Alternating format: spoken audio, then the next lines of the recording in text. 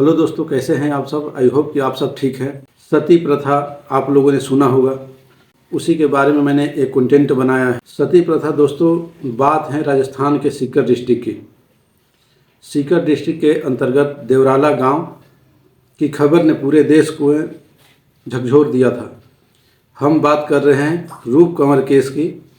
हमारे देश की लास्ट सती केस था। उस समय जनवरी 1987 में रूप कंवर की शादी मान सिंह से हुई थी। शादी के 8 माह बाद मान सिंह की डेथ हो गई। अंतिम संस्कार के दिन रूप कंवर दुल्हन की तरह सज धज कर सती होने के लिए तैयार हो गई। रूप की सती होने की खबर गांव में आग की तरह फैल गई। देखते ही देखते वहां पर हजारों की भीड़ वहां जुट गई।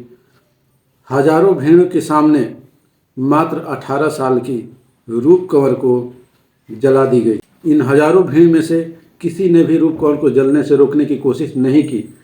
वहाँ के कुछ लोगों का कहना था कि वह रूप कंवर का अपना निजी फैसला था। दरअसल बात यही नहीं खत्म हुई। जहाँ पर रूप के सती होने के कुछ दिन बाद 2 लाख लोगों की भीड़ पूजा करने के लिए इकट्ठा होने गई। सती की ये आग राजस्थान सरकार से होते हुए हाईकोर्ट तक जा पहुंची और कोई खास उसका नतीजा नहीं निकला। उस समय के central home minister P Chidambaram द्वारा इस घटना पर राजस्थान सरकार की भारी आलोचना की गई। नतीजतन ये हुआ कि मुख्यमंत्री के पद से हरिदेव जोशी ने अपना पद इस्तीफा दे दिया। इस घटना के बाद एक चौंकाने वाला बात सामने आया, जिसमें बताया गया कि देवराला गांव में यह सती होने का पहला कोई मुद्दा नहीं है। ये इस गांव का तीसरा एक्सीडेंट था। इस घटना के बाद राजस्थान सरकार ने 1987 में सती प्रोहिबिशन एक्ट लागू किया।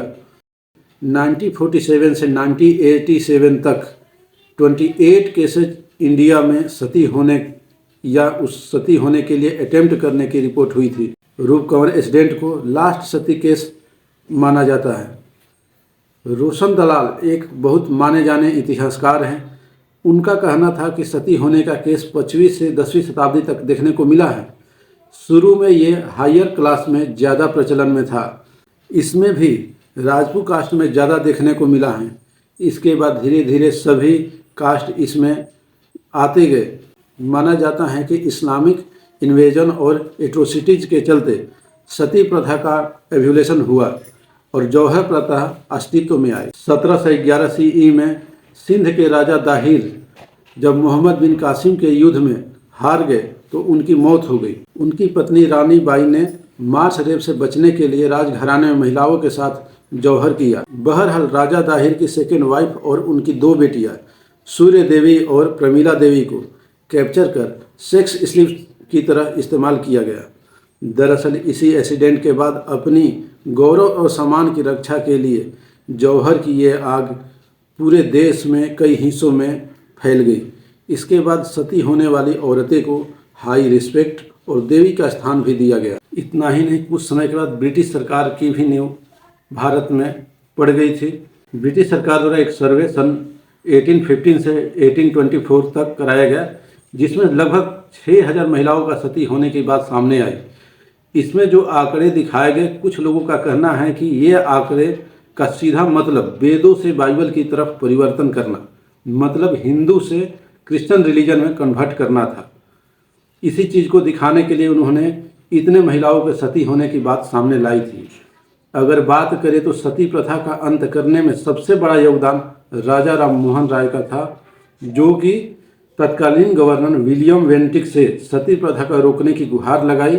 एटलीस्ट 1829 में सती एबॉलिशन एक्ट पूरे देश में लागू किया गया, जिसके बाद पूरे भारत में सती प्रथा इनलीगल घोषित किया गया। सती प्रथा हमारे किसी भी धार्मिक वेदों और ग्रंथों में नहीं मिलती है, इसका जिक्र नहीं है। अगर ये एपिसोड आप लोगों को अच्छा लगा तो लाइक और सब्सक्राइब जरूर करें। जय हिंद।